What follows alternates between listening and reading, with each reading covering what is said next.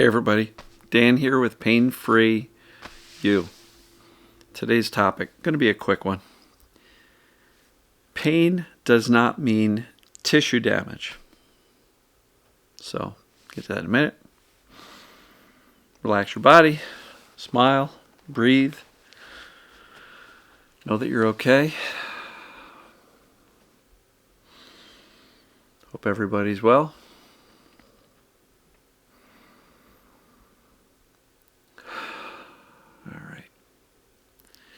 Pain does not mean tissue damage. Okay? It just doesn't. But it's really, really common for people to say, I have pain, I hurt myself, I must have injured myself. And it is quite ridiculous that some of the ways we assume we hurt ourselves. I slept wrong.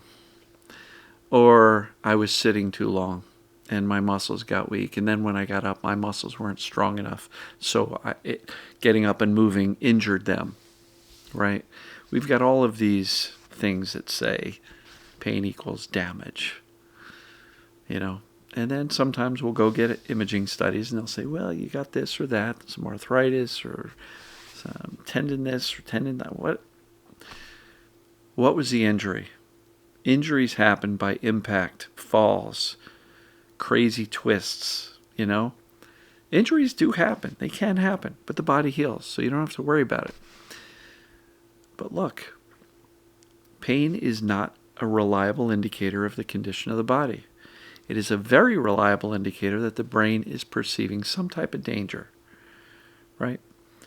Pain is not evidence of tissue damage. You ever touch a hot stove? Ouch. It hurts like heck. Like 19 out of 20 times, you don't even burn yourself. It hurt like crazy, but it wasn't evidence of tissue damage. It was a warning, right? So pain is a warning. It's not tissue damage. Other scenarios, let me think. A toothache. Sometimes it's evidence of an infection or a cavity. That's legit. A headache, no tissue damage. A migraine even, no tissue damage. You've gotten your skull checked out by an MRI. There's nothing there. There's no tumors. There's no aneurysms. There's no damage to your head. You didn't take a fall and whack your head. So a headache is perfect evidence that there's no tissue damage, right? But chronic, persistent headaches, they happen. They can happen. Not tissue damage. So what do? If you have pain, don't jump to the conclusion of injury. Pain is not evidence of injury. Pain is evidence of one thing only. The brain is perceiving danger. And if you just fell and you smacked your knee on the pavement, okay, now you got some evidence to correlate the pain might equal bruised your knee. Okay, that makes sense. Pain that comes out of nowhere because you're walking down the hall or walking down the driveway and all of a sudden your hip started hurting, that's not an injury. It might be the brain perceiving danger. And a lot of people will say, I think it's TMS. It's rated high, but I've got lots of proof that movement hurts my body. So it must be the movement, right? No. That can still be the brain perceiving danger.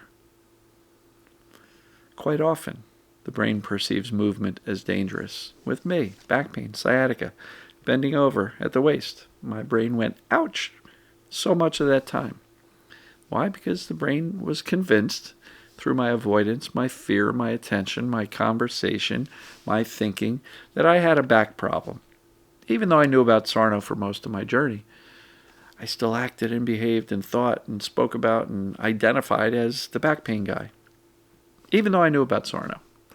So my brain did its job.